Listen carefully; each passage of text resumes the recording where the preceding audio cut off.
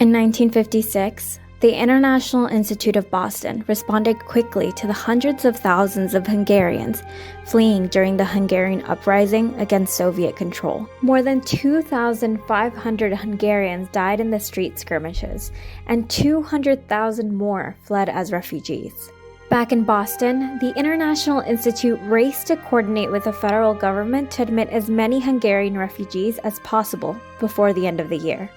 Additional refugees would be admitted the following year under the U.S. Attorney General's power of humanitarian parole, which allowed threatened immigrants to enter the U.S. during emergency circumstances with limited rights and protections.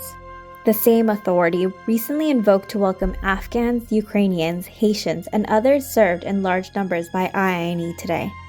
In 1958, Congress passed a law allowing Hungarian parolees to become lawful permanent residents of the United States, setting an important precedent. The International Institute successfully settled hundreds of Hungarian refugees in Boston and created a Hungarian social club to help them support one another.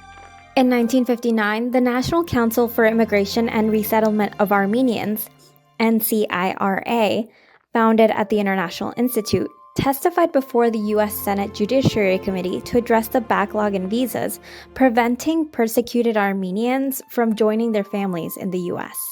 The NCIRA's testimony would help lead the passage of Public Law 86-363.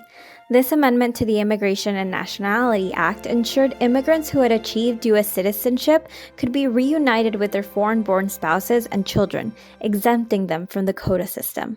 In 1961, the International Institute of Boston seized the opportunity presented by President Kennedy's election to continue its fight against the quota system by sending him a letter that urged him to act on his values and take the lead in developing a non-discriminatory humanitarian immigration system.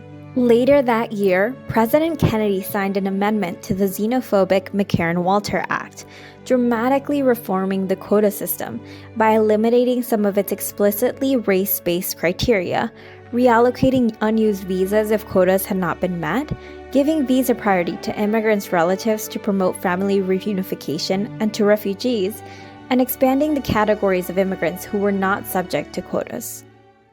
When a communist revolution flared in nearby Cuba, IIB worked with the Massachusetts Council of Churches Refugee Committee and National Catholic Welfare Council to help thousands of these Cuban immigrants to resettle in Boston through Kennedy's Cuban refugee program.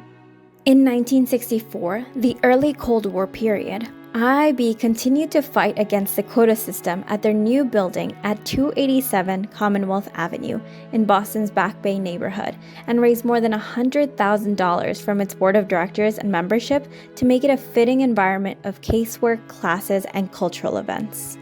Today, just over a mile away at our offices on Boylston Street, the International Institute continues its focus on welcoming and resettling refugees. This year, we will serve more than 18,000 refugees and persecuted immigrants from more than 75 countries, including thousands who have recently arrived through the present-day use of humanitarian parole, but have yet to be granted permanent residence. Building on the work of the last 100 years, IINE and its supporters are also continuing the tradition of fierce advocacy for a more equitable and non-discriminatory system of immigration, with more pathways to entrance, permanence, and security for today's seekers of safety, freedom, and a better future for their families.